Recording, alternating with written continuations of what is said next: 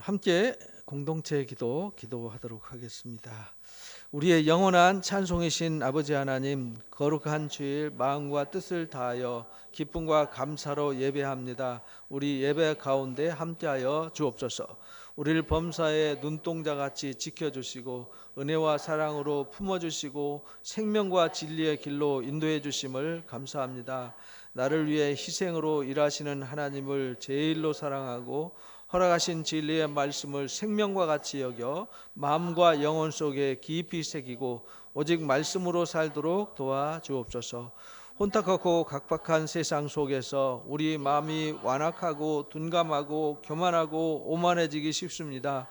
우리 마음을 성령으로 일깨워 주셔서 진리의 말씀에 귀를 기울이고 온전한 마음으로 순종할 수 있도록 도와주옵소서. 전염병과 기상이변으로 어려운 때입니다. 우리를 긍휼히 여겨 주셔서 고난 가운데 있는 분들을 위로해 주옵시고 평안의 길을 열어 주옵소서. 재난의 징조를 보면서 점점 주님의 나라가 가까움을 봅니다. 혼탁한 불신 세상 속에서 거룩하게 구별된 하나님의 자녀답게 진리의 반석 위에 굳게 서서 깨어 기도하며 주님의 나라에 합당한 자로 준비된 삶을 살게 하옵소서. 허락하신 은혜와 사랑을 품고 약하고 상처받고 넘어진 자들을 일으켜주고 차별 없는 주님의 사랑으로 사랑하는 자가 되게 하옵소서. 아직도 복음이 없는 불행한 이웃에게 사랑과 긍휼의 복음을 전해주고 주신 사랑과 은혜와 평강의 복을 풍성히 나누며 살도록 도와주옵소서. 우리는 주님의 몸된 교회로서 건강한 성도를 세우고 건강한 가정을 세우고 세상을 새롭게 하는 교회가 되게 하옵소서. 범사에 우리 가정과 일터에 은혜와 복을 주옵시고 죄의 유혹과 악으로부터 보호해 주옵소서. 우리를 위해 영광 중에 다시 오실 예수님의 이름으로 기도합니다. 아멘. 8월 셋째 주 우리에게 허락하신 말씀, 영적인 분별력이 있어야 합니다라는 주제를 가지고 말씀을 나누도록 하겠습니다. 오늘 본문 말씀 요한 1서 4장 1절에서 3절입니다. 큰 소리로 함께 합독하도록 하겠습니다. 가정에서도 눈으로 읽지 마시고 입으로 읽으시기 바랍니다. 사랑하는 자들아, 영을 다 믿지 말고 오직 영들이 하나님께 속하였나 분별하라. 많은 거짓 선지자가 세상에 나왔음이라. 이로써 너희가 하나님의 영을 알지니 곧 예수 그리스도께서 육체로 오신 것을 시인하는 영마다 하나님께 속한 것이요 예수를 시인하지 아니하는 영마다 하나님께 속한 것이 아니니 이는 곧 적그리스도의 영이니라. 오리라 한 말을 너희가 들었거니와 지금 벌써 세상에 있느니라. 아멘. 기도합니다. 하나님 아버지, 우리가 하나님의 자녀가 되었다는 것 참으로 신비한 일입니다. 모든 것이 하나님의 은혜로 되었습니다. 우리는 아무것도 한 것이 없는데 하나님의 은혜로 택하여 불러주시고 성령으로 인쳐주셔서 이제 우리는 영원히 법적으로 하나님의 아들들이 되었습니다. 이제 그 은혜와 그 인치심은 영원히 변치 아니함을 분명히 믿고 감사합니다. 하나님 아버지, 우리가 이제 하나님의 자녀가 되었사오니 이제 과거의 옛사람은 다 내어버리고 옛것은 벗어버리고 날마다 그리스도 안에 새 옷을 입게 하여 주옵소서. 이제 내 생각, 내 뜻으로 살던 삶이 아니라 이제 하나님의 뜻을 쫓아 하나님의 의를 세우는 하나님의 귀한 자녀들로 바르게 세워지게 하여 주옵소서. 우리는 영적으로 참으로 둔감한 자들입니다. 세상의 작은 것에 흔들리고 세상의 작은 것에 넘어지고 작은 것에 하나님 병들어가는 연약한 존재들입니다. 우리에게 강한 믿음을 주옵소서. 아브라함처럼 한결같은 믿음을 주옵소서. 다윗같이 어떤 고난 속에서도 하나님의 옷자락 붙잡고 씨름하는 믿음의 사람이 되게 하여 주옵소서. 이기는 자들에게 복을 주신다 하셨습니다. 우리가 이기는 자가 되게 하여 주옵소서. 그래서 생명나무에 실과를 주어 먹게 하시는 그 은총을 선물 받게 하시고 하늘의 만나를 매일 공급받게 해 주옵소서. 하나님 보좌 우편에 앉는 은총을 선물해 주시고 하나님 아버지, 우리가 질그릇 깨뜨린 것 같이 철장의 권세로 세상의 어둠을 깨뜨리는 권세를 힘입게 하여 주옵소서. 다윗의 열쇠를 받아서 무엇이든지 풀어가는 자가 되게 하여 주옵소서. 매일 하나님의 영광을 바라보면서 찬송하면서 감사하며 살도록 도와주옵소서. 우리가 기도할 수 있어야 되겠습니다. 기도할 수 있는데 왜 우리가 낙심하고 좌절하겠습니까? 구하면 주신다 하셨사오니 열심히 기도하는 성도들 되게 하여 주옵소서. 하나님, 구할 때 하나님 우리보다 앞장서셔서 영광으로 호위하시고 우리의 길을 지도하시고 인도하심을 약속해 주셨사오니 하나님 절대로 실망하지 아니하고 주님 십자가 붙들고 승리하는 자들 되게 해 주옵소서. 오늘도 감사해서 하나님 앞에 감사의 예물을 가지고 하나님 앞에 와 우리의 삶을 감사로 다 드렸습니다. 하나님, 감사 후에 더 큰 감사와 영광으로 채워 주옵소서. 우리의 기도, 고민, 아픔 다 가지고 왔습니다. 십자가 앞에 다 내려놓습니다. 다 해결해 주시고 풀어주시고 하나님 응답되게 하여 주옵소서. 말씀의 지혜로 무장하기를 원합니다. 말씀의 능력으로 채워주셔서 이 시간 하나님 말씀의 깨달음 속에 영적 분별력을 얻는 축복의 시간 삼아 주옵소서. 각 가정에서 예배하고 멀리 하나님 흩어져 있는 우리 사랑하는 성도들 모든 가정과 처소마다 주의 영으로 함께하여 주옵소서. 우리 주 예수 그리스도 이름으로 기도합나이다. 아멘. 감사합니다. 하나님께서 태초에 이제 천지를 창조하실 때 만물을 다 창조하셨는데 우리 인간만큼은 특별하게 창조하셨어요. 당신의 형상을 따라서 시아마 루아흐라고 하는 이제 하나님의 형상과 하나님의 영을 따라서 우리에게 이제 새 생명을 우리에게 주신 것입니다. 그래서 하나님의 모양대로 하나님 형상대로 창조되었는데 그래서 그 속에 흙으로 빚으시고 그 속에 뭘 불어넣었어요? 살아있는 생명의 기운을 불어넣으신 거예요. 그래서 생령이 되게 하셨어요. 살아있는 영혼이 되게 했어요. 살아있는 영혼. 그래서 살아있는 이 영혼이 떠나면 이게 뭐가 되는 거죠? 도로 육체가 되는 것이죠. 그래서 우리 속에 하나님의 생명의 영의 기운을 우리 코에다 불어 넣어서 이 살아있는 영이 되게 했어요. 루아흐가 되게 했어요. 그래서 우리는 세상의 어떤 다른 피조물과는 완전히 구별되는 영적인 존재로 지어졌어요. 하나님은 영이시니 예배하는 자가 영과 진리로 예배하라 이렇게 말씀하셨잖아요. 그러니까 하나님은 영이세요. 그래서 우리 속에 그 하나님의 영이 부은 바가 되었어요. 그래서 우리가 하나님의 형상으로 지어졌기 때문에 세상과는 구별되어지는데 이게 타락하면서 문제가 된 거예요. 타락하면서. 로마서 5장 12절 읽어봅니다. 그러므로 한 사람으로 말미암아 죄가 세상에 들어오고 죄로 말미암아 사망에 들어왔으니 이와 같이 모든 사람이 죄를 지었으므로 사망이 모든 사람에게 이르렀느니라.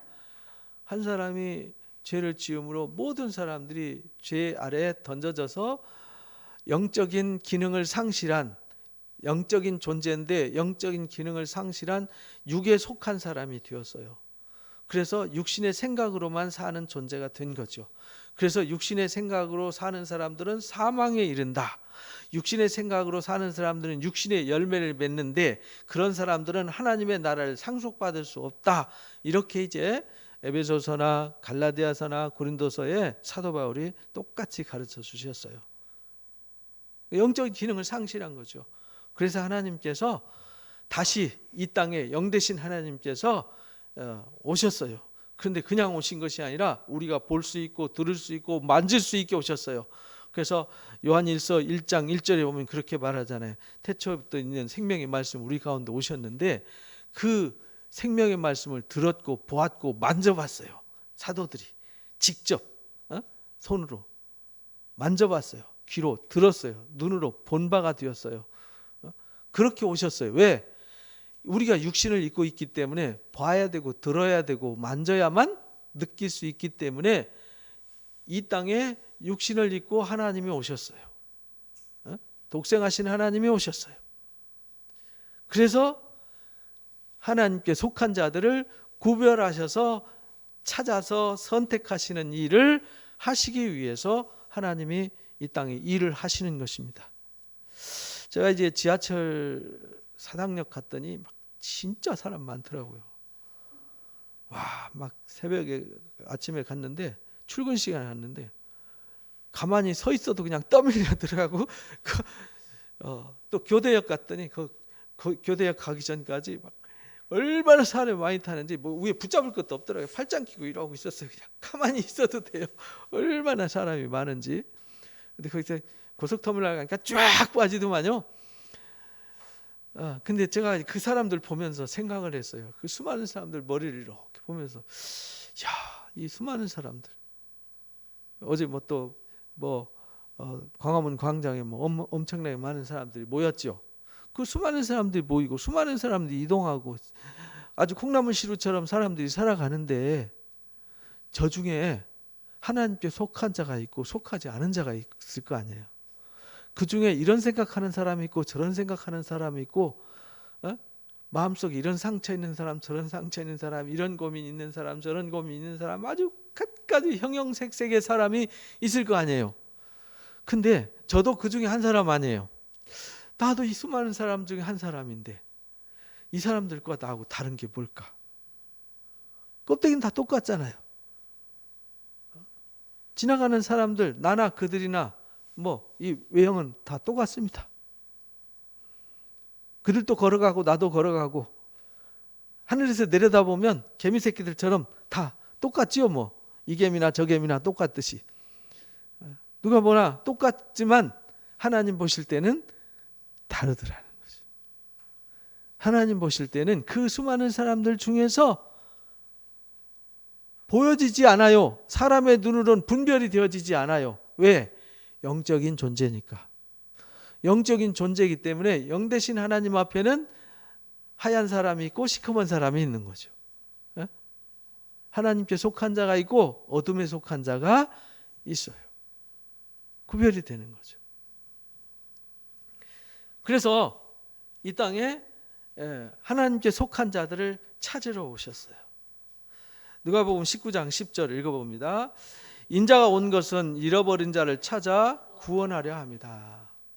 그래서요, 이 땅에 잃어버린 자를 찾아서 구원하려고 이제 하나님께 속한 자들을 찾으러 오셨어요. 그래서 믿음은 모든 사람들의 것이 아니다 이렇게 말씀하신 거예요.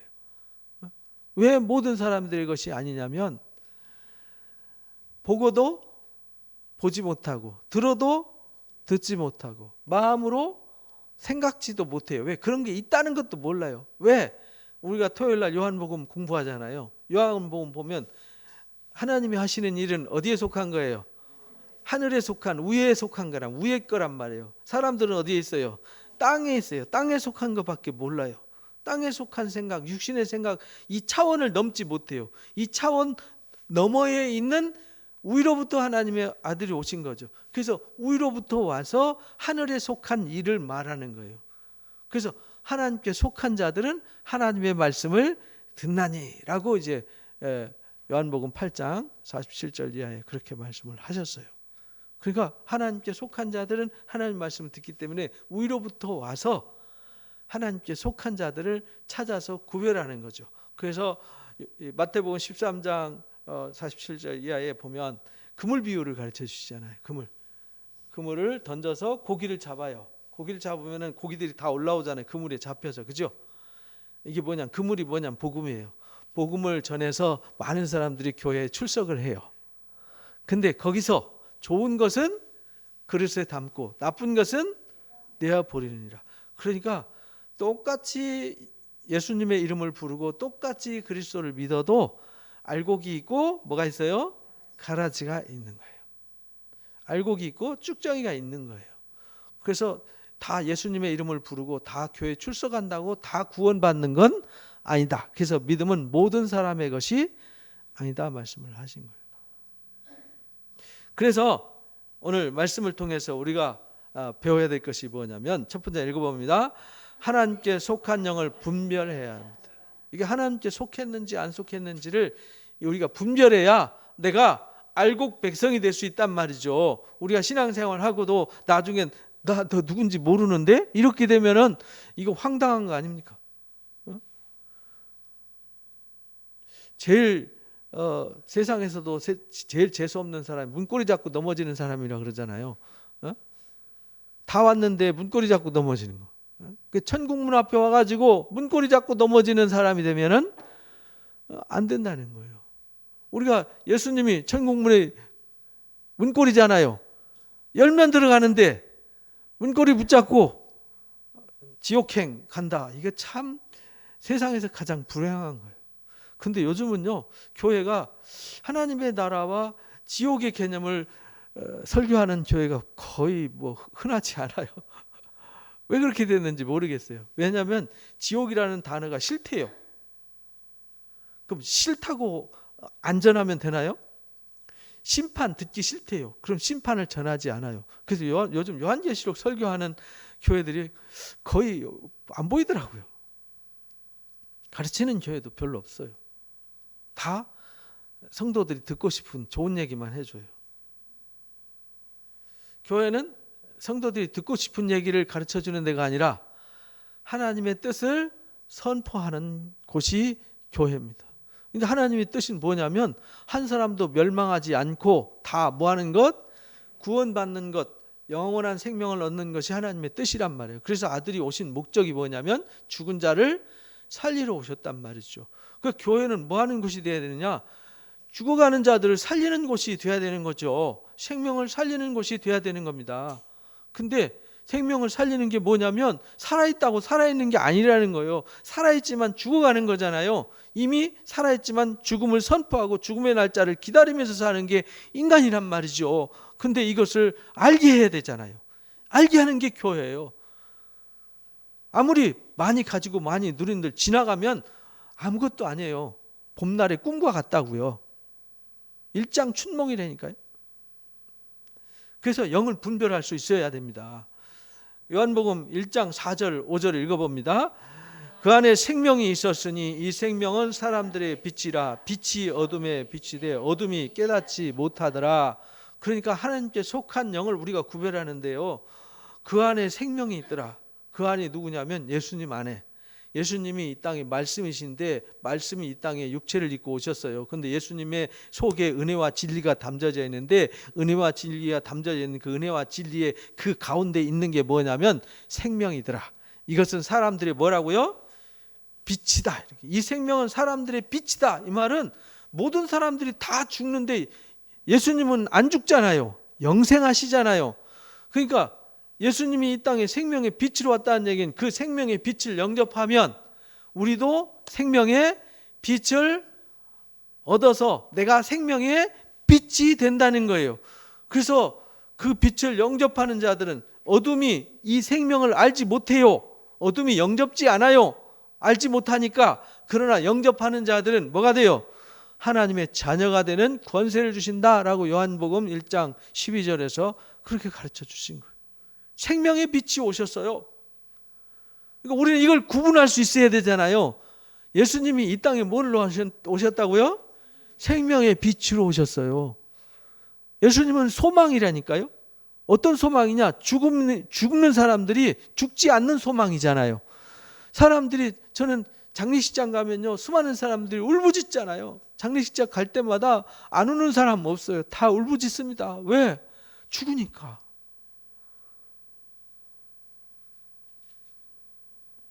그래서 그 사람들한테 그 죽음이 전부가 아니고 다시 부활의 새 생명이 있다는 걸 알려주는 거, 그냥 죽음으로 끝나버리고 심판받아서 영원히 형벌받는 건 이건 불행한 거잖아요. 그 불행한 사람들한테 참 생명이 있음을 알려줘야죠. 그러면 살아있을 때, 죽고 나서 울지 말고 살아있을 때 생명이 있는데 병원에 가서 생명점 연장시켜달라고 막 주사 한 방 막 몇천만 원씩 해도 그거 달라고, 살게 해달라고 부르짖지 않습니까? 그런데 하나님의 아들을 통해서 우리에게 영원한 생명을 주신다는데 왜 안 찾는지, 왜 안 구하는지, 그걸 왜 공짜로 주시는데 왜 거부하는지 알 길이 없습니다. 그래서 하나님께 속한 자들은 다르다는 거예요. 하나님께 속한 자들은 그래서 하나님의 말씀을 들어요. 하나님 말씀이 뭐냐? 아들이 이 땅에 생명의 빛으로 오셨고 생명의 말씀으로 오셨다는 이거를 듣는 거고 믿는 거죠. 이게 하나님께 뭐한 자들? 속한 자들이에요. 요한복음 12장 46절을 읽어봅니다. 나는 빛으로 세상에 왔으니 무릇 나를 믿는 자로 어둠에 거하지 않게 하려 합니다.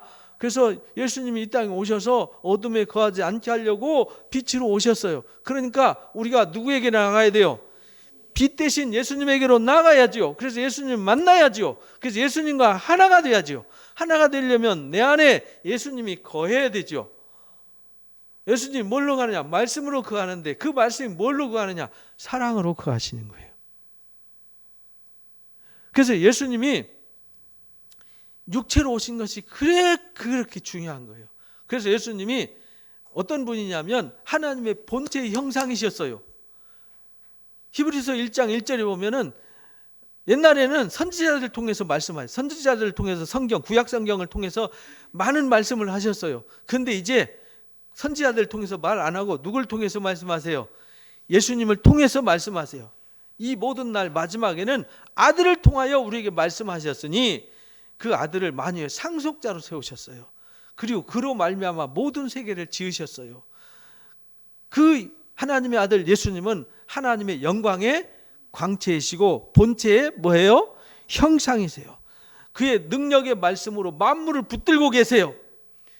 그분이 우리 죄를 정결케 하세요. 곧 죄를 정결케 한다는 말은 사망을 없앴다 이 말이죠. 사망을 없애버리고 없애는 일을 하셨어요. 그리고 높은 곳에 계셔서 하나님 보좌 우편에 계세요. 그리고 다시 우리에게 뭐 할 거예요? 오실 거예요. 오셔서 준비된 자들에게 준비된 영광의 나라를 상속해 주실 것이에요. 이게 복음이에요.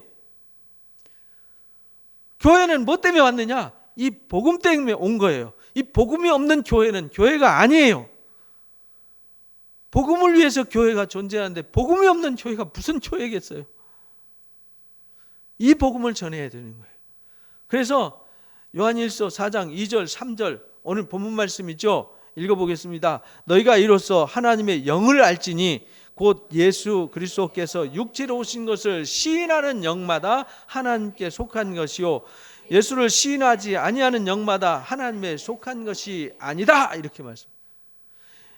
예수님이 육체로 오신 것을 뭐 하는 것? 시인하는 것. 이것이 하나님께 속한 거예요. 근데 이걸 부인하는 것은 하나님께 속한 자가 아니에요. 이게 무슨 뜻이냐면 다 예수님의 이름 부르잖아요. 마태복음 7장 21절이 그랬잖아요. 나더러 주여 주여 한다고 다 천국 가는 거? 아니다. 하늘에 계신 내 아버지의 뜻을 알고 그 뜻대로 행하는 자. 이 말은 오늘 이 육체로 오신 이 말씀을 잘 들어야 돼요. 요거 기독교인 중에서 이 말씀 모르는 사람 없어요. 다 알아요. 예수님을 주로 시인해요. 아멘 믿습니다. 예수님은 나의 주님이십니다. 다 고백해요. 그런데 예수님이 육체로 오신 것을 시인하지는 않아요. 무슨 뜻이냐면 예수님이 육체로 오신 것을 시인한다는 말은 예수님이 육체로 오셨다는 게 뭐냐면 사랑이에요. 뭐라고요? 사랑이에요. 그 사랑을 깨닫는 자 이 말입니다. 예수님이 육체로 오신 하나님의 그 놀라운 영광과 위엄을 깨닫는 자, 그 자들이 누구에게 속했다고요? 하나님께 속한 자들이에요. 근데 그 사랑을 깨닫는 사람들은 많지 않습니다. 예수님을 주님이라고 부르고 영접했다고 말은 하지만 그들 가슴 속에 뭐가 없어요? 사랑이 없어요. 그래서 요한일서 여러분들 읽으셨죠? 하나님을 사랑하고 이웃을 사랑하지 않는 사람은 하나님 사랑하지 않고 이웃을 사랑하지 않는 사람은 하나님이 그 속에 없어요. 예수님도 없어요. 그러니까 무엇도 없어요. 빛도 없고 생명도 없어요. 그 요한복음 1장, 요한일서 1장에 우리가 주님과 사귐이 있다고 하면서 어두운 가운데 행하면 거짓말하는 거다. 그 속에 하나님이 없다. 주님이 없다. 이렇게 말씀. 그러니까 다 시인은 하지만 주님이 없는 신앙을 하고 하나님이 없는 삶, 생명이 없는 신앙을 하는 사람들이 너무 많다는 겁니다. 그래서 우리가 두 번째 구별해야 되는 게 뭐냐면 읽어봅니다. 적그리스도의 영을 분별해야 합니다. 하나님께 속한 것을 분별해야 되고 적그리스도를 분별해야 되는데 적그리스도를 분별하는 것은 아주 간단해요. 반대예요. 앞에 하나님께 속한 자들을 구별하면 하나님께 속하지 않은 모든 것은 다 뭐구나? 적그리스도 영에 속한 거구나. 근데 뭐 세대주의자들이 뭐 교황이 적그리스도다, 뭐 무슨 뭐 이만희가 적그리스도다, 무슨 뭐 중국 뭐가 뭐 용이다, 뭐 거기가 뭐 적그리스도 뭐 이런 거 얘기하는데 그게 아니에요. 성경에서 말하는 건 그런 거 말한 적도 없고요. 그런 기록도 성경에 없어요. 없는 성경을 왜 어디서 끌어다가 그렇게 만들었는지 이해를 하지 못하겠어요. 저는 계시록에도 그런 얘기가 없거든요. 그래서 세대주의자들이 잘못 해석해서 지가 복음, 네가 복음을 만든 거예요. 적그리스도의 영은 다른 게 아니에요. 그리스도께서 육체로 오심을 뭐하는 영? 부인하는 영. 4장 1절 읽어봅니다. 본문. 사랑하는 자들아 영을 다 믿지 말고 오직 영들이 하나님께 속하였나 분별하라. 많은 거짓 선지자들이 세상에 나왔음이라. 그러니까 하나님이 우리에게 주신 복음, 진리의 복음, 사랑의 복음, 생명의 복음 외에는 다 그리스도를 대적하는 거예요. 그리스도를 대적하는 것이 적그리스도의 영이에요. 그러니까 적그리스도의 영은 하나님 속하지 않은 모든 게 다 적그리스도의 영이에요. 어떤 것만이 아니에요. 말 그대로 그리스도 반대편에 있는 거예요. 근데 구약에 보니까 거짓 선지자들이 많이 있었어요. 그죠? 구약에 보면 참 선지자보다 뭐가 더 많았죠? 거짓 선지자들이 훨씬 많았어요. 거의 다 거짓 선지자들이었어요. 그래서 바벨론 포로로 끌려간 거고 사사시대에 그렇게 어마어마한 고통을 겪었던 거고요. 수많은 왕들이 실패를 연속했던 것이고 북이스라엘이 역사 속에서 사라진 이유도 다 거짓 선지자 때문에 그래요. 그래서 여러분들이 성경 읽기 다 했잖아요. 소예언서 다 공부했잖아요. 우리 미가서라든지 호세아 선지자 읽어보시면 전부 다 말라기 읽어보면 다 누가 문제예요? 거짓 선지자들, 거짓 선생들, 거짓 제사장들, 거짓 지도자들이 문제였잖아요. 그래서 오늘 본문 말씀 1절에 거짓 선지자들은 옛날부터 있었다. 구약 때부터 계속 있었다. 마가복음 13장에도요. 예수님이 마지막 십자가 지시기 전에 하신 말씀이죠. 읽어봅니다. 거짓 그리스도들과 거짓 선지자들이 일어나서 이적과 기사를 향하여 할 수만 있으면 택하신 자들을 미혹하려 하리라. 그러니까요. 이 땅에 마지막 때 지금이 말세잖아요. 말세를 우리가 살아가고 있는데 말세예요. 가장 강력한 역사가 거짓 선지자의 역사예요. 거짓 선생의 역사. 근데 참보다 뭐가 더 많다는 얘기예요? 거짓이 더 많다는 겁니다. 여러분들 유튜브에 들어가면 뭐 자료 어마어마하죠. 홍수같이 영상이 쏟아져 나오고 인터넷 뒤지면요 자료가 홍수같이 쏟아져 나와요. 전에도 말씀을 드렸지만 제 이메일에 뭐 10기가 뭐 30기가 설교문 뭐 교육 자료 들어 있습니다. 뭐 얼마에 도와드립니다. 지금 이제 설교 준비 안 하셔도 됩니다. 뭐 이런 거 메일이 와요. 그리스도인이라고 하는 탈을 쓴 사람들이 양의 탈을 쓴 늑대들이죠. 복음을 그렇게 해서 장난해서 팔아먹고 이용해 먹는 건요. 성경에서 거짓 선지자, 적그리스도의 영, 악한 자 이렇게 표현을 해요. 저는 스팸으로 했는데 또 와요. 계속 와요. 그 스팸 지우느라고 제가 바빠요.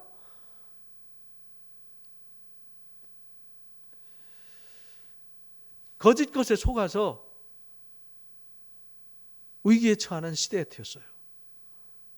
어떤 교회는요, 목사님이 설교를 남의 거 복사해서 그대로 설교하다가 성도들한테 들켜가고 쫓겨났어요. 목사가. 제가 그 뉴스를 보고요, 너무 황당했어요. 남의 설교 원고 뺏겨다가 여기서 그냥 읽은 거예요.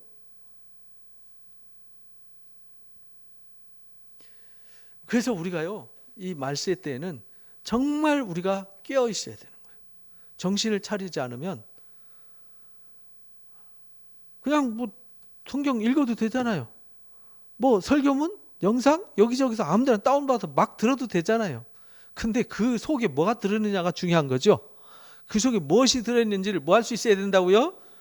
분별할 수 있어야 한다. 분별할 수 있어야 된다. 하나님께 속했는지 안 했는지 분별하지 못하면 다 가짜들한테 속아가지고 곁길로 간다는 겁니다. 요즘 인터넷 자료들 또 페이스북에 올라온 자료들 보면서요, 제가 가슴을 쳐요. 야, 세상이 정말 이렇게까지 가는구나.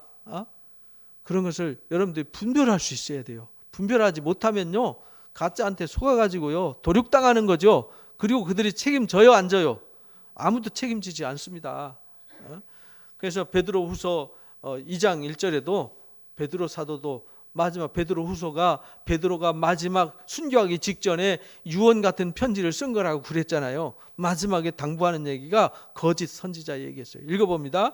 그러나 백성 가운데 또한 거짓 선지자들이 일어났었나니 이와 같이 너희 중에도 거짓 선생들이 있으리라. 그들은 멸망하게 할 이단을 가만히 끌어들여 자기들 사신 주를 부인하고 임박한 멸망을 스스로 취하는 자들이라. 이제요, 마지막 때가 되면요, 이단이 들끓게 돼 있어요. 그런데 이단보다 더 이단이 무서운 게 뭐냐면 정통 속에 들어있는 가짜들이 더 무섭다는 겁니다.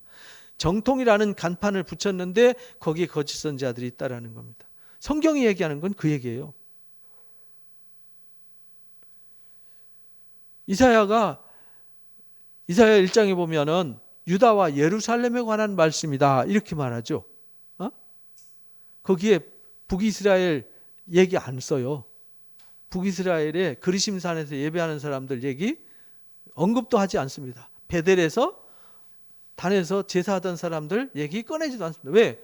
그들은 어차피 정통에서 벗어났기 때문에 아무도 그 사람들을 정통이라고 이해하는 사람 없으니까 신경 안 써요. 신천지, 안상홍지 그들은 이미 장길자가 하나님이라고 그러고 안상홍이가 하나님이라고 그러고 문선명이가 하나님이라고 그러고 이만희가 지가 이 진리의 성령이라고 외치는데 그거 다 거짓말이라는 게 다 들통났으니 누가 믿을 사람 없잖아요. 그 사람들은 다 이미 가라지단으로 묶인 사람들이니까 신경 쓸 거 없어요. 중요한 건요, 정통이라는 이름을 붙여놓은데 문제가 있는 거죠. 그래서 예레미야를 구덩이에 가둔 사람들이 누구냐면 저쪽 북이스라엘에서 온 가짜 선지자들이 온 게 아니라고요. 정통이라고 하는 대제사장들과 대제사장 성전에서 봉사하는 정통이라고 하는 사람들이 예레미야를 구덩이에 가지고 예레미야를 따귀를 때리고 그런 거예요. 그러니까 우리가 잘 분별할 수 있어야 된다라는 겁니다. 잘 분별할 수 있어야 된다. 요한일서 2장 22절 23절 읽어봅니다. 거짓말하는 자가 누구냐? 예수께서 그리스도이심을 부인하는 자가 아니냐? 아버지와 아들을 부인하는 그가 적그리스도니 아들을 부인하는 자에게는 또한 아버지가 없으되 아들을 시인하는 자에게는 아버지도 있느니라. 이거 잘 알아야 돼요. 이 말씀 굉장히 깊은 뜻인데 단순히 예수님의 이름 석자와 예수님의 십자가 지셨다라는 거, 예수님이 그리스도라는 걸 입으로 시인하는 게 아니라고요. 진짜 시인하는 게 뭐냐면 예수님이 하나님의 본체의 형상이신데 그가 가장 낮아져서 종의 형체를 입고 이 땅에 오셨다는 게 무엇인지를 깨닫는 사람, 깨달아서 하나님이 나에게 이 어마어마한 사랑을 주셨구나. 내가 영접한 예수님, 내가 믿는 복음이 이거 어마어마한 것이구나. 이걸 깨닫고요. 그래서 여러분들 밭에 감추인 뭘 발견한 사람? 보화를 발견한 사람을 말하는 거예요. 여러분들 진짜 밭에 감추인 보화를 발견하셨나요? 이게 중요한 거예요. 내가 받은 복음이, 내가 깨달은 복음이 밭에 감추인 보화와 같아서 내 모든 것을 다 팔아 살 수 있을 만큼 가치가 있나요? 그래서 나는 그 어떤 것도 배설물처럼 버릴 수 있나요? 이걸 깨달은 사람은 주님을 떠날 수 있어요, 없어요? 떠날 수 없어요. 그러니까 예수 믿다가 타락한다는 건요, 그건 처음부터 예수님을 믿지 않았어요. 예수님의 사랑이 그 안에 있지 않았다니까요. 예수님의 사랑을 경험한 사람이 어떻게 타락할 수 있어요? 그건 타락할 수가 없다니까요. 밭에 감춘 보화를 여러분들 에서와 같이 되지 말라고 우리가 히브리서에서 배웠잖아요. 히브리서 12장에 에서같이 하지 마라. 그가 나중에 깨닫고 회개하고 다시 물르려고 했지만 축복은 물러지는 것이 아니라는 거예요. 장자의 명분이 원래 여섯 거 아니에요. 그런데 뭐만 또 못하게 여겼죠? 팥죽 한 그릇보다 못하게 여겼어요. 그런데 야곱은요, 하나님의 축복이 너무 귀했어요. 당신의 모든 것을 다 쏟아서 팔 만큼 가치를 느꼈어요. 그래서 형으로부터 팥죽 한 그릇 주고 팔고 맹세해서 소유하게 된 거죠. 우리가 밭에 감추인 보화를 발견한 사람만이 진짜 하나님께 속한 자예요. 그래서 마지막에 믿음 가진 자를 보겠느냐 이렇게 말씀하신 거예요. 그런데요, 신앙생활을 하는 거 보면 알잖아요. 이것도 아니고 저것도 아니고 이건 아직 주님을 못 만난 사람들이에요. 밭에 감추인 보화를 발견하지 못했어요. 값진 진주를 발견하지 못했어요. 그래서요, 하나님의 사랑이 그 안에 거하지 않아요. 그런 사람들은 하나님의 나라를 상속받을 수 없습니다. 근데 우리가 그걸 깨달아야 되는데 참 안타까운 거죠. 그걸 깨달은 사람은요, 주님을 기뻐서 찬양하는, 다윗이 그 하나님을 만났어요. 그래서 언약궤를 메고 올 때 너무 기뻤어요. 그래서 어떻게 했죠? 언약 앞에서 춤을 추는데 엉덩이가 다 드러날 정도로, 원피스 입고 엉덩이가 드러날 정도로 춤췄으면 얼마나 덩실덩실 춤을 췄는지 알겠죠? 미갈이 보고 비웃었잖아요. 그러나 다윗은 그게 부끄럽지가 않았어요. 너무 좋았어요. 내가 영광의 하나님을 함께하고 내가 영광의 하나님을 모실 수 있다는 것이 너무 즐거웠고 너무 행복했어요. 그래서 덩실덩실 춤을 춘 것이죠. 우리가 주님을 만나는 기쁨이 있어야 되는 거죠. 그래서 우리가 주님을 만나고 우리에게 성령을 부어주시는 것은 우리 안에 기쁨을 충만하게 하려 합니다. 지난주에도 말씀을 드렸죠. 우리 안에 기쁨이 충만해야 된다는 말은 그 영광의 주님이 내 속에 들어오면요, 이 어마어마한 역사가 일어나는 것이죠. 그래서 오늘 본문 말씀에 다시 한번 읽어봅니다. 이로써 너희가 하나님의 영을 알지니 곧 그리스도께서 육체로 오신 것을 시인하는 영마다 하나님께 속한 것이요, 이 말이 그 말이에요.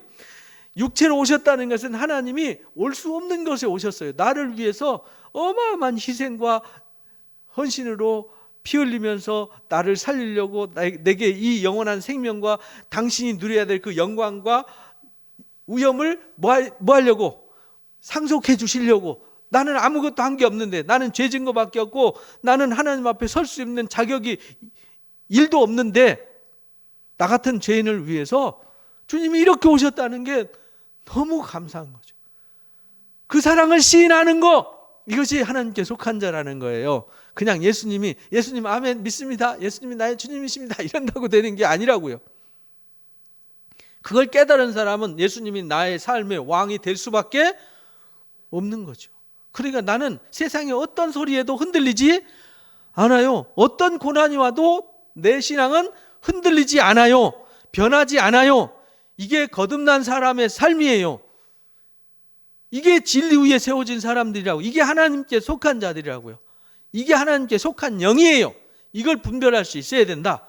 그러나 그것을 깨닫지 못한 사람들은 이미 죄 아래 있는 거다. 적그리스도의 영 안에 있고, 입으로만 주여 주여 하는 사람이 되어 있다. 입으로만 주여 주여 하면서 선지자 노릇하고 선생 노릇하는 사람들은 거짓 선지자들이다. 그 나무는 뭘 보면 안다? 열매를 보면 안다. 이렇게 정의를 확실하게 내려주셨습니다. 그래서 데살로니가후서 2장 9절에서 12절을 읽어봅니다. 악한 자의 나타남은 사탄의 활동을 따라 모든 능력과 표적과 거짓 기적과 불의의 모든 속임수로 멸망하는 자들에게 있으리니 이는 그들이 진리의 사랑을 받지 아니하여 구원을 받지 못하여. 진리의 사랑을 받지 않아요. 진리의 사랑을 깨달은 사람들은요, 모든 것을 다 팔아 그 값진 보화를 산다니까요. 왜? 다른 것과 비교할 수 없잖아요. 우리가 값진 보화를 발견하면 가난하나요? 부자가 되나요? 부자잖아요. 값진 진주를 발견하고 보화를 발견했으면 부자죠. 그래서 아브라함이 그랬잖아요. 창세기 15장 1절에 조카 롯을 구원해 가지고 와가지고 이 탈취물 다 나눠주고 빈손으로 왔잖아요. 빈손으로 올 때 좀 썰렁하잖아요. 그때 아브라함에게 하나님 나타나셔서, 아브라함아, 너 서운하냐?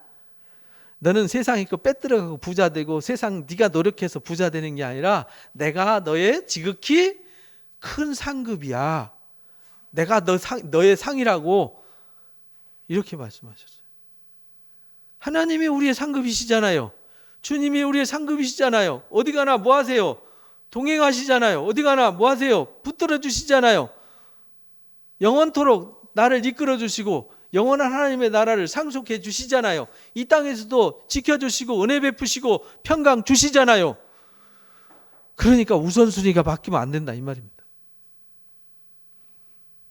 그래서 이 땅에 속한 사람들은 미혹이 잘 돼요. 왜? 사탄의 속임수에 잘 속아 넘어가거든요. 적그리스도들이, 거짓 영들이, 거짓 선생들이, 거짓 선지자들이 미혹할 때 다 넘어갔지요.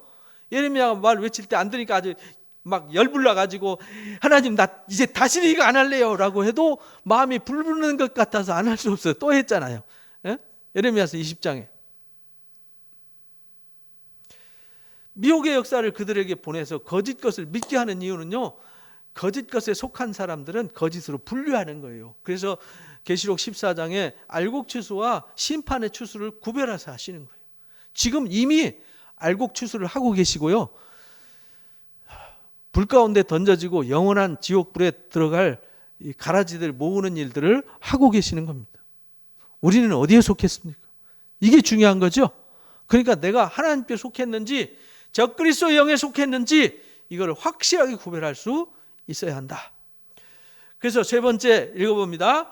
하나님은 사랑이십니다. 이게 이제 키워드란 말이죠. 그래서 요한일서 읽어보면 핵심이 키워드가 뭐냐면 하나님이 사랑이십니다. 근데 이 사랑을 부정하는 적그리스도들을 조심해야 됩니다라는 것이 주제잖아요. 요한일서, 요한이서도 마찬가지, 요한3서도 마찬가지잖아요. 요한복음도, 요한계시록도 마찬가지예요. 우리가 하나님께 속한 자로 구별이 돼야 돼요. 하나님은 사랑이세요. 어떤 사랑이냐? 모든 것을 다 팔아 살 만한 사랑이에요.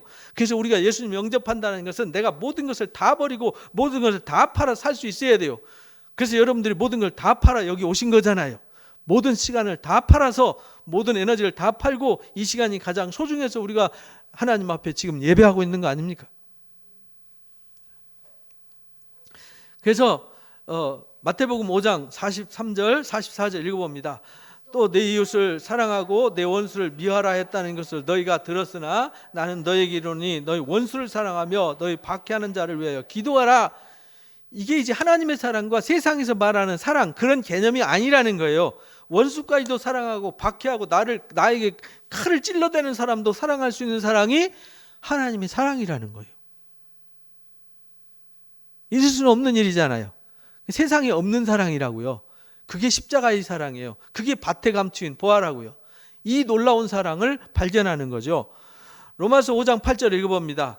우리가 아직 죄인 되었을 때에 그리스도께서 우리를 위하여 죽으심으로 하나님께서 우리에 대한 자기의 사랑을 확증하셨느니라. 확증된 사랑, 우리가 죄인 되었을 때 내가 하나님 앞에 설 수 없고 나설 수 없는 상태인데 나를 위해서 나 대신 십자가에서 죽어주신 하나님의 아들의 사랑, 하나님의 사랑, 그 사랑이 우리에 대한 하나님의 사랑의 확증, 십자가가 그 사랑의 확증이라는 거예요. 그 확증된 사랑이 내 안에 있으면 나도 확증되는 거죠. 내가 복음에 대한 확증이 있으니 내가 무엇과 이 복음을 바꾸겠어요? 하나님의 사랑과 무엇과 바꾸겠어요? 무엇으로 하나님의 사랑이 클까? 이 세상 사랑이 클까? 그거 구별할 필요도 없는 거죠. 그래서 이 세상이나 이 세상인 것들을 사랑하지 말라고 요한일서 2장 15절에 가르쳐 주셨잖아요. 이 세상의 미혹에 빠져서 이 세상에 속한 탐욕에 빠지면은요, 하나님의 사랑이 그 가운데 머무를 수 없어요. 탐욕의 눈에 가려워서 보이지가 않아요. 귀가 막혀서 들리지가 않아요. 마음이 굳어서 느낌이 없어요. 그래서 마태복음 5장 46절 48절에 이렇게 말씀하셨어요. 읽어봅니다. 너희가 너희를 사랑하는 자를 사랑하면 무슨 상이 있겠느냐? 세리도 이같이 아니하느냐? 또 너희가 너희 형제에게만 무난하면 남보다 더하는 것이 무엇이냐? 이방인들도 이와 같이 하느니라. 그러므로 하늘에 계신 너희 아버지의 온전하심과 같이 너희도 온전하라. 그러니까 우리가 하늘 아버지의 온전한 사랑을 입어야 우리가 온전한 사랑을 할 수 있어요. 예수님 오신 목적도 명쾌하게 마태복음 20장 28절에 가르쳐 주셨습니다. 읽어봅니다. 인자가 온 것은 섬김을 받으려 함이 아니라 도리어 섬기려 하고 자기 목숨을 많은 사람의 대속물로 주려 함이니라. 그래서 예수님은 주로 오셨어요. 섬김 받으러 온 게 아니라, 그러니까요, 하나님께 속한 자들은 섬김 받으려고 하지 않아요. 오히려 뭐 하세요? 섬겨요. 그러니까 섬김 받으려고 위에 군림하는 사람은 하나님께 속한 분이 아니군, 이렇게 구별하시면 돼요. 왜? 하나님의 속성은 섬김 받는 사람이 아니에요. 뭐 하는 사람이에요? 섬기는 사람이고 대접하는 사람이고 먼저 사랑하는 사람이에요. 먼저 다가오기를 기다리는 사람은 하나님께 속한 자가 아니에요. 우리는 하나님께 속한 것과 하나님의 속성을 이해하지 못하면 우리가 오류에 빠지는 겁니다. 그래서 고린도후서 5장 13절 15절에 이렇게 말씀하셨어요. 읽어봅니다. 우리가 만일 미쳤어도 하나님을 위한 것이요 정신이 온전하여도 너를 위한 것이니 그리스도의 사랑 우리를 강권하시는도다, 이렇게 말해요. 그리스도의 사랑이 얼마나 큰지, 내가 너희들을 정말 남들이 볼 땐 저 인간 미친 거 아니야? 이런 정도로 사랑한다는 거예요. 제정신이야? 그런데도 남들이 볼 때 그렇게 봐도, 그렇잖아요. 예수님 오셔가지고 정말 처참하게 채찍맞고 조롱과 멸시를 당하고 벌거벗겨져서 십자가에 매달리는 그 정말 그 모든 모욕과 질식, 고통, 말로 할 수가 없는 거죠. 그죠? 근데 저 미친 거 아니야? 왜 저래? 하나님의 아들이라며 당신이 막 천사들 불러서 저 악한 인간들 싹 쓸어버리고 말이야, 이렇게 하지 왜 저렇게 하는 거야? 바보같이. 이렇게 말을 할지 모르지만, 그렇게 하는 이유도, 그렇게 남들이 볼 때 미친 짓 하는 것 같이 보여도 뭐가 강권하신다고요? 하나님의 사랑이 강권하시기 때문에 그렇게 한 거예요. 사도 바울이 그래서 정처 없이 매맞으면서 감옥에 갇히면서 굶주리면서 헐벗으면서 강의 위협과 강도의 위협과 권력자들의 협박과 위기 속에서도 굴하지 않고 사랑을 쏟은 이유는요, 하나님의 사랑이 바울을 그렇게 쥐고 흔들었기 때문에 그렇게 할 수 있었던 겁니다. 주님이 하나님의 사랑이 강권했기 때문에 그 부끄럽고 고통스럽고 수치스러운 십자가를 질 수 있었던 것입니다. 우리 안에 하나님의 사랑이 그런 능력으로 강권하시면 우리가 하찮은 일에 넘어지지 않습니다. 하찮은 일에 시험 들지 않습니다. 하찮은 일에 서로 갈등하고 다투고 원망하지 않습니다. 하나님을 사랑할 수밖에 없어요. 하나님의 사랑이 너무 커서 하나님을 사랑하지 않을 수 없어요. 하나님의 사랑이 너무 커서 이웃을 사랑하지 않을 수 없어요. 이것이 하나님께 속한 자예요. 이것이 하나님께 속한 영이에요. 요한일서 4장 10절 12절을 읽어봅니다. 사랑은 여기 있으니 우리가 하나님을 사랑한 것이 아니요 하나님 우리를 사랑하사 우리 죄를 속하기 위하여 화목제물로 그 아들을 보내셨어요. 이게 사랑이에요. 나 같은 죄인 살리기 위해서 당신의 모든 것을 다 내어줬어요. 그리고 수천 년 동안 한 번도 흔들리지 않고 한 번도 변하지 않고 한결같이 사랑하셨어요. 지금도 사랑하세요. 앞으로도 계속 뭐 할 거예요? 사랑하실 거예요. 이 사랑을 뭐와 비교할 수 있겠어요? 뭐와 바꿀 수 있겠어요? 그 다음 읽어봅니다. 사랑하는 자들아 하나님이 이같이 우리를 사랑하셨은즉 우리도 서로 사랑하는 것이 당연하다는 거예요. 마땅하다. 우리가 사랑해야지 사랑할라 하는데 안 돼요. 그건요 내 속에 뭐가 없기 때문이에요? 하나님의 사랑이 나를 강권하지 않기 때문에 안 되는 거예요. 저도 경험해봐서 알아요. 막 사랑해야 되는데 미움이 부글부글 끓어오르고 막 용서를 하는데 열이 콱콱 받쳐 오르는데 어떻게 용서해요? 저는 용서할 수 없어요. 그때 제가 깨달았어요. 엎드려 눈물로 기도하면서 깨달았어요. 하나님의 사랑이 제 안에 올 때 제 가슴을 그 사랑이 흔들 때 너무 창피했어요. 내가 투정 부리고 내가 열받치고 원망하고 불평했던 그것이 얼마나 수치스럽고 부끄러운지를 깨달았어요. 그래서요 아낌없이 사랑할 수밖에 없게 하셨어요. 그리스도의 사랑이 이렇게 강권하시는구나.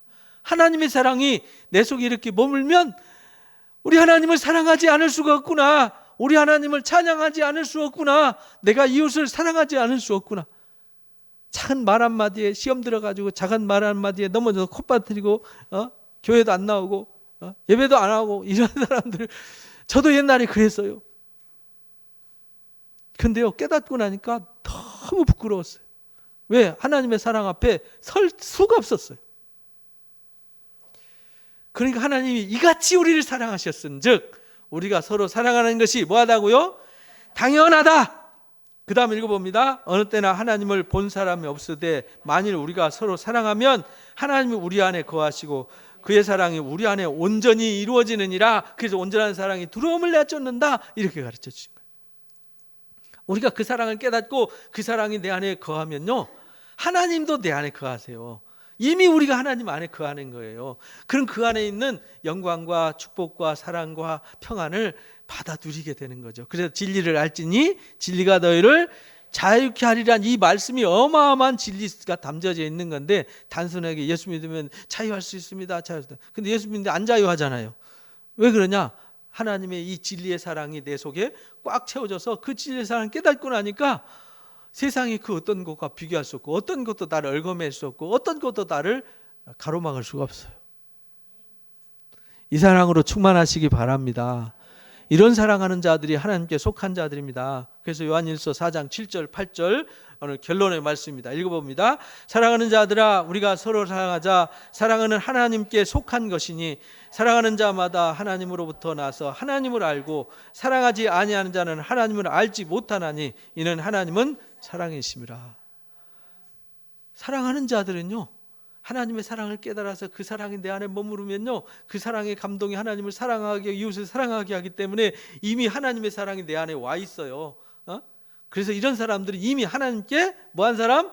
속한 사람이에요. 그러니까 하나님께 속했는지 안 속했는지 금방 분별할 수 있잖아요.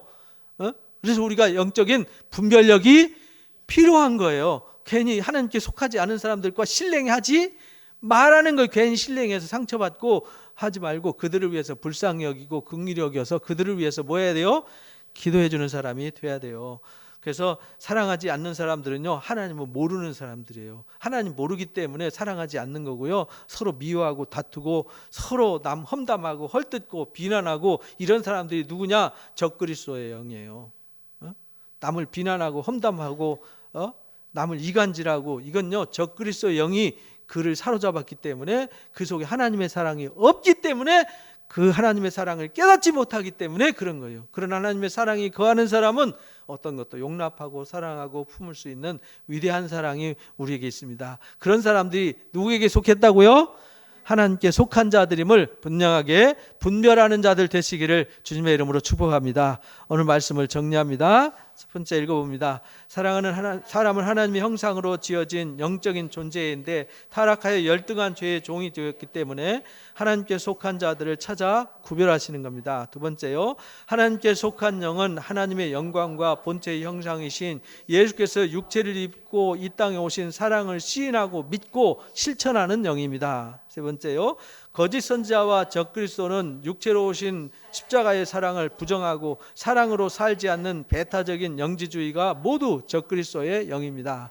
네 번째요, 하나님은 사랑이시기 때문에 위대한 십자가의 사랑을 깨달으면 하나님을 사랑할 수밖에 없고 이웃을 사랑할 수밖에 없습니다. 마지막이요, 말세는 적그리스도와 홍수와 같은 거짓 지식, 영적 혼탁함, 생활의 염려로 진리의 사랑을 거부하는 때이므로 영적 분별력이 있어야 합니다. 갈수록 우리가요, 하나님의 사랑 우리 가운데 이르지 못하도록 하는 방해 요소들이 갈수록 더 많아지는 겁니다. 그래서 분별하셔서 분별력을 가지고 늘 하나님께 속한 사랑하는 자들 되시기를 주님의 이름으로 축복합니다. 다짐 기도하겠습니다. 오늘 말씀을 통하여 하나님의 형상을 따라 지어진 영적인 존재인 우리가 타락하여 죄의 종이 되었기 때문에 하나님께서 하나님께 속한 자들을 찾아 구별하신다는 사실을 깨달았습니다. 하나님의 본체의 형상이신 예수께서 육체를 입고 이 땅에 오신 위대한 사랑을 시인하고 믿는 자가 하나님께 속한 자임도 깨달았습니다. 우리는 하나님의 사랑을 시인하고 그 사랑 안에서 살면서 십자가의 사랑을 삶으로 부정하고 비난하고 정죄하는 배타적인 적그리스도의 영을 분별할 수 있도록 도와주옵소서. 우리는 십자가의 큰 사랑을 온전히 깨달아 하나님을 사랑할 수밖에 없고 이웃을 사랑할 수밖에 없는 삶을 살겠습니다. 말세의 진리의 사랑을 거부하는 혼탁한 적그리스도의 영과 거짓 선생을 분별할 수 있는 영적 지혜와 분별력을 주옵소서. 예수님의 이름으로 기도합니다. 아멘. 찬송가 109 97장 부르시면서 오늘 예배를 마치도록 하겠습니다. 감사합니다. 하나님의 사랑보다 위대한 사랑이 어디 있겠습니까? 그 사랑을 우리가 가슴으로 깊이 깨닫기를 원합니다. 그리고 그 사랑이 우리 안에 거하고 우리가 그 사랑 안에 거하는 삶을 살기를 원합니다. 그래서 하나님께 속한 영은 확실히 다름을 구별케 하셔서 하나님의 사랑으로 하나님께 구별된 삶을 살아가는 하나님께 속한 자들이 되게 하여 주옵소서. 갈수록 혼탁한 시대에 우리가 하나님께 속한 자와 적그리스도의 영에 속한 자를 구별하지 못하면 혼돈에 빠질 수 있습니다. 우리 사랑 누림 교회는 그렇게 진리의 영을 분별할 수 있는 영적 분별력을 갖추게 하여 주옵소서. 지금 우리 주 예수 그리스도의 크신 은혜와 우리 아버지 하나님의 놀라우신 사랑하심과 보혜사 진리의 성령님의 교제 교통 인도하심이 진리의 사랑을 깊이 깨닫고 진리의 사랑을 가슴에 품고 하나님께 속하여 영적 분별력을 가지고 항상 하나님의 사랑으로 살기를 원하는 우리 사랑누림교회 성도들 머리 위에와 이 교회와 이들 가정과 일터와 나라 민족 위에 지금부터 영원토록 함께 하시기를 간절히 축원하옵나이다. 아멘. 예배를 마칩니다.